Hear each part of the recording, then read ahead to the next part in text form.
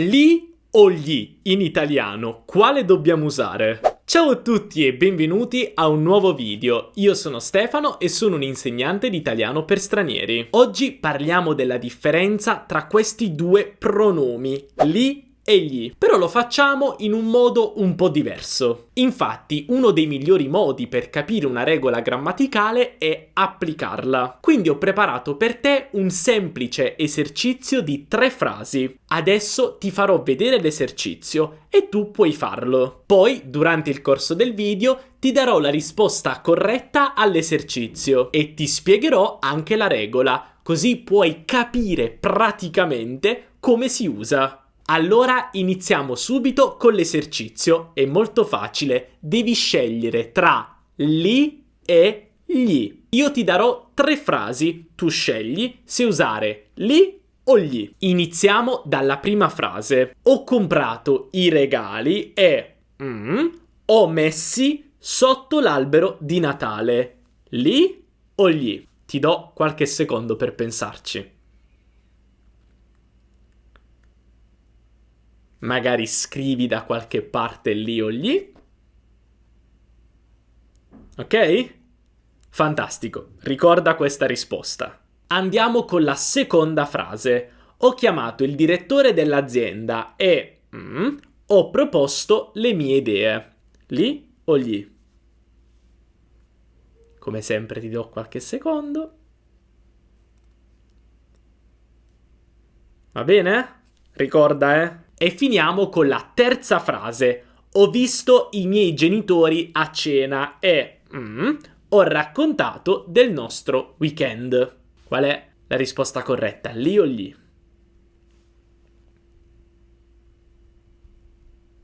Ok. Ricorda anche questa risposta e adesso andiamo avanti. Fantastico, adesso che abbiamo fatto questo esercizio iniziamo la parte più teorica della lezione, quindi inizierò a spiegarti la differenza tra li e gli. Ma prima di tutto voglio dirti che se vuoi puoi scaricare un PDF con gli appunti di questa lezione. Ti lascio un link qui sotto in descrizione, quindi alla fine della lezione clicca sul link così puoi scaricare tutti gli appunti di questa lezione e ripeterli quando vuoi. Fantastico, adesso iniziamo. Qual è la differenza tra li e gli? Prima di tutto, li e gli sono due pronomi. Li è un pronome oggetto diretto, gli un pronome oggetto indiretto. Ripetiamo i pronomi oggetto diretto, che sono mi, ti, lo, la, ci, vi, li, le.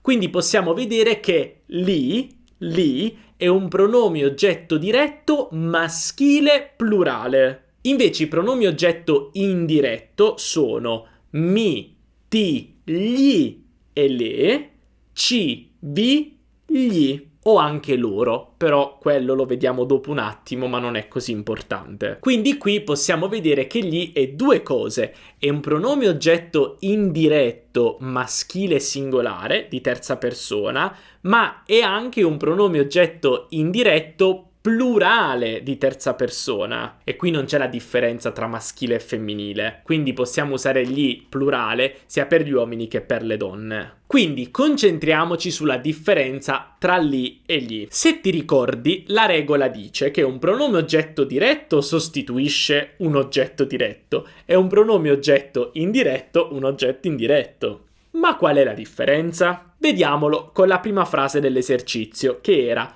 ho comprato i regali e ho messi sotto l'albero di Natale. In questo caso la frase completa sarebbe ho comprato i regali e ho messo i regali sotto l'albero di Natale. Ora, chiaramente noi non vogliamo ripetere i regali 2 volte, sarebbe una ripetizione inutile e quindi usiamo un pronome. Ma se io dico ho messo i regali, che cos'è i regali? Beh, i regali è l'oggetto della nostra azione. Ho messo, io soggetto, ho messo cosa? I regali. Quindi i regali è un oggetto oggetto diretto. Quando infatti stiamo parlando dell'oggetto della nostra azione e non abbiamo una preposizione, questo è molto importante, probabilmente abbiamo un oggetto diretto. Quindi possiamo usare un pronome oggetto diretto plurale e maschile. Quindi useremo li per i regali,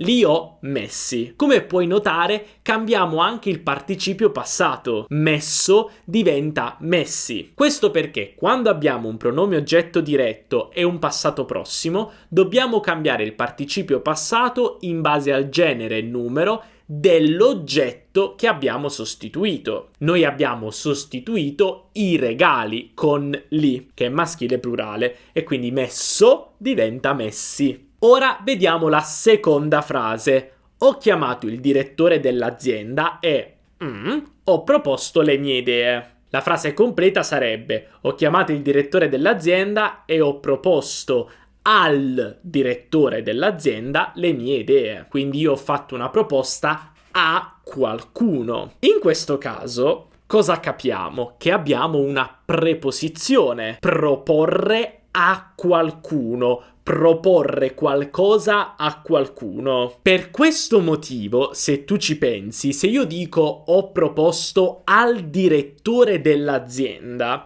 chi è il direttore dell'azienda? È un oggetto diretto? No, perché abbiamo la preposizione a. E poi il direttore dell'azienda non è l'oggetto della nostra azione, ma è la persona a cui l'azione è diretta. Io ho proposto le mie idee e le mie idee sono l'oggetto diretto, la cosa che io ho proposto a qualcuno, una persona che riceve l'azione. E abbiamo la preposizione a. Ho proposto al direttore. Quindi, dato che abbiamo una persona introdotta dalla preposizione a che rappresenta la persona a cui è diretta l'azione, siamo davanti a un oggetto indiretto e quindi possiamo usare un pronome oggetto indiretto. Dato che la frase dice ho proposto al direttore maschile singolare, possiamo usare gli. Quindi ho chiamato il direttore dell'azienda e gli ho proposto le mie idee. Ora vediamo l'ultima frase.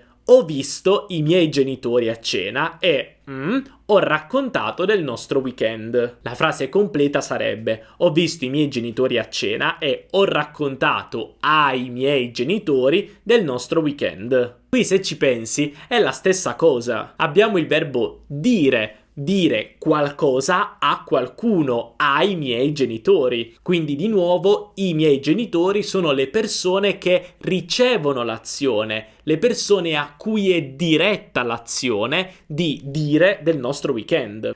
Quindi qui possiamo usare di nuovo un pronome oggetto indiretto plurale, che di nuovo è gli. In realtà abbiamo anche un altro pronome plurale, che sarebbe loro, però loro segue una regola un po' particolare. Infatti normalmente i pronomi si mettono prima del verbo, ma loro è l'unico pronome che segue il verbo. Infatti la frase sarebbe: ho visto i miei genitori a cena e ho raccontato loro il nostro weekend. Ho raccontato loro. Chiaramente questo è un po', non voglio dire strano, però suona un po' formale. Diciamo che nell'italiano parlato non è molto comune, preferiamo usare gli. È una cosa che però in contesti più formali, in un linguaggio un po' più alto, potresti sentire. Però oggi diciamo che gli è più comune. Ora, prima di finire il video, voglio parlare di un'altra piccola differenza tra li e gli, la pronuncia.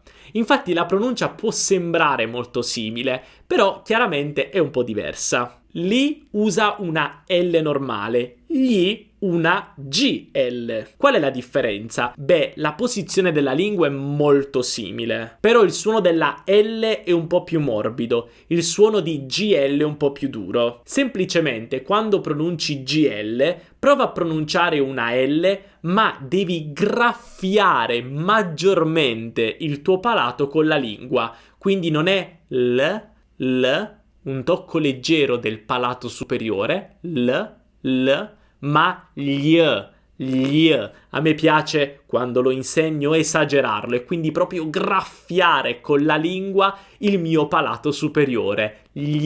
Gli. Per esempio, ripeti con me. Li, ali, lima, lisa, gli, aglio, maglione.